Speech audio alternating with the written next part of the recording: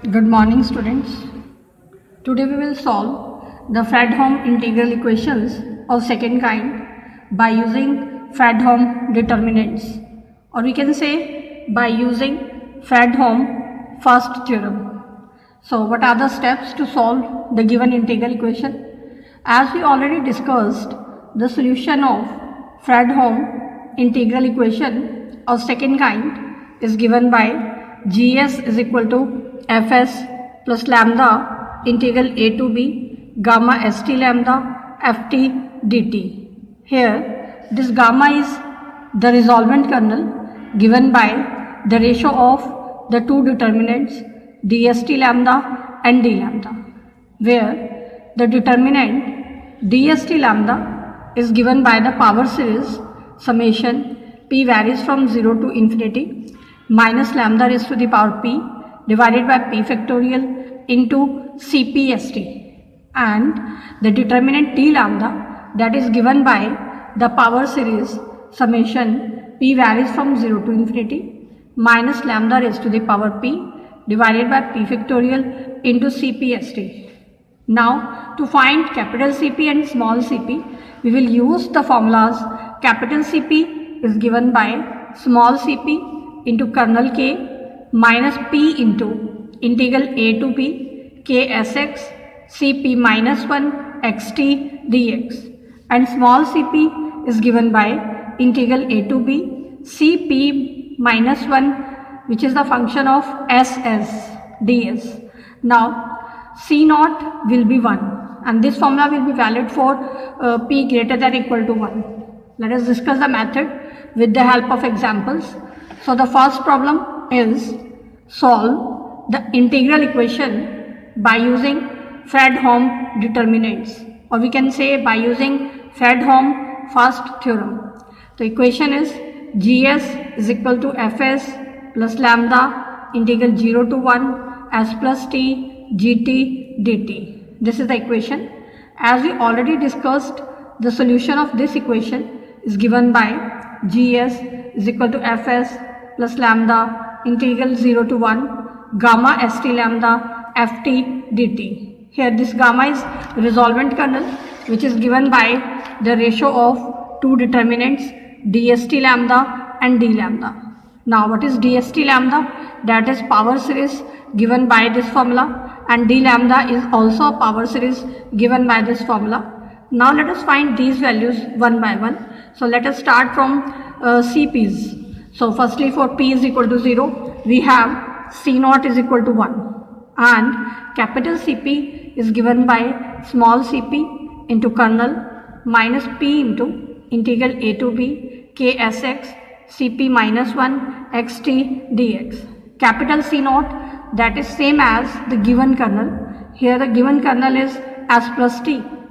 Now let us find small cp for p greater than equal to 1. The formula is integral a to b cp minus 1 ss ds. Now let us put p is equal to 1 here. For p is equal to 1, this will become c naught ss. Now what is c naught ss? From here, that will be s plus s. So putting the value here, this is 2s, integration of 2s, that will be 2s square by 2. So substituting the limits, we get the value of c1. So c1 is 1. This is small c1. Now let us find capital C1. Now capital C1 is given by small c1 into kernel minus integral 0 to 1 ksx c naught xt dx. Now what is c1? That is 1, and the kernel k, that is s plus t. Now ksx means s plus x c naught xt. From here, by replacing s by x, we get x plus t. Now multiplying these two terms and integrating between 0 to 1, we get the value of capital C1, which is s plus t minus s plus t by 2 minus st minus 1 by 3. Now these two are like terms, so s plus t minus half s plus t. So that will become 1 by 2 times s plus t, and this is minus st minus 1 by 3. So we have obtained the value of capital C1 from here, which is given by s plus t by 2 minus st minus 1 by 3. Now let us find the value of small c2. Now by using the formula, this is integral 0 to 1 capital C1, which is the function of s and s. Now replacing t by s in the value c1, c1 ss is obtained. Putting the value here, this is s minus s square minus 1 by 3. Now integrating between the limits 0 to 1. So doing the integration of this term, integration of s square will be s cube by 3, integration of s will be s square by 2, and integration of this term will be 1 by 3s. Substituting the limits from 0 to 1 here, we get the value of small c2, which is given by minus 1 by 6. Now let us find capital C2. Capital C2 is given by small c2 into kernel minus, here p is 2 here, integral 0 to 1 ksx c1 xt dx. Now substituting the value c2 is minus 1 by 6, kernel is s plus t, ksx is s plus x, c1 xt is obtained from c1 st by replacing s by x. So replacing s by x from there, we get the value of c1 xt. Now multiplying these two terms and integrating between the limits 0 to 1, we get the value of capital C2, which is 0. If capital C2 is 0, then all the other subsequent coefficients, they will also vanish. So now we can write the value of resolvent kernel. Now the resolvent kernel is given by gamma st lambda is equal to dst lambda by d lambda. This is the value of dst lambda, this is value of d lambda. Now simplifying this summation, because C2, C3 and onward all the terms are 0, so this series will terminate only to the first two terms C0 and C1. So substituting the values of C0 and C1 here, C0 is s plus t minus lambda into the value of C1 here. In the denominator, the value of C0 is 1 minus lambda into the value of C1 is 1, lambda square by 2 factorial as it is, the value of C2, that is minus 1 by 6. So we have obtained the value of resolvent kernel. Now we can put the value of the resolvent kernel to get the solution. Now solution is given by gs is equal to fs plus lambda integral 0 to 1 gamma st lambda ft dt. So this value of resolvent kernel we have substituted here to get the solution. This is the method by which we can solve Fredholm integral equation of second kind. Now let us see one more example to solve the integral equations by this method. So the problem is gs is equal to fs plus lambda integral 0 to 1 st plus under root st gt dt. Now again as usual c0 is 1, capital C0, that is the given kernel, which is st plus under root st.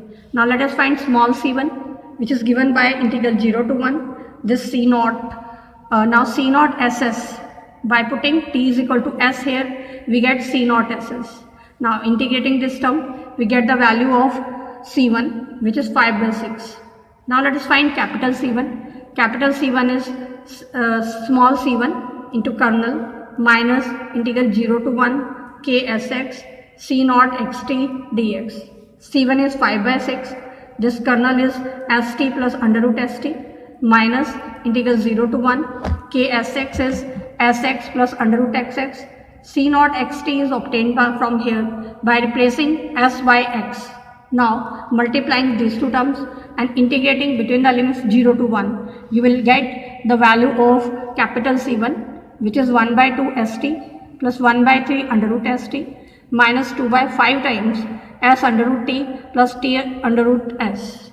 Now let us find small c2. Small c2 is given by integral 0 to 1 integration of capital C1 ss. Now in C1 st, replacing t by s, we get the value which is given by this expression. Now integrating this term between the limits 0 to 1, we get the value of C2, which is 1 by 75. Now let us find capital C2. Capital C2 is equal to small c2 into kernel minus p is 2 here, integral 0 to 1 ksx c1 xt dx. Now what is small c2? That is 1 by 75. 1 by 75, the kernel is st plus under root st minus 2 times integral 0 to 1 this is the value of ksx and this is the value of c1xt. Now multiplying these two terms and integrating between the limits 0 to 1, we can see that these terms are cancelled out with each other. So we get the value of capital C2, which is 0. So all the other subsequent coefficients, they will vanish. Now we can find the value of resolvent kernel, which is given by dst lambda upon d lambda. Because capital C2 is 0, so dst lambda will terminate only to first two terms. And in d lambda, we have only 3 terms, all the other terms are 0. Substituting the value of C0 here, C1 here, small C0 is 1, small C1 is 5 by 6, small C2 is 1 by 75. So we have substituted all the values here to get the resolvent kernel. Now we can find the solution of this equation, which is given by Gs is equal to Fs plus lambda integral 0 to 1 gamma st lambda Ft dt. Now this is the value of resolvent kernel which we have obtained already. Substituting the value here, we get the solution of the given Fredholm integral equation. So this is the method. This is the method of Fredholm determinants by which we can solve the Fredholm integral equation of second kind.